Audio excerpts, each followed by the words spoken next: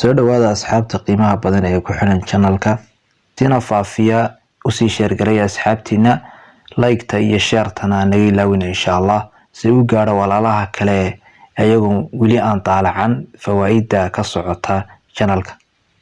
waxaan la wadaagayaa geedkan loo yaqaan barbarooniga fawaa'ida laga helo cunitaankiisa. waxaa kamid fawaa'idiisa inuu laga helo vitamin A iyo vitamin B, wuxuuna qani ku yahay vitamin C-ga. waxyaalaha kale oo khatarta ku yahay waxaa kamid ah dadku markay weynaadaan waxaa garaacma lafaha oo lafahooda ayaa ku yimaada xanuun iyo garaacitaan baa ku yimaada.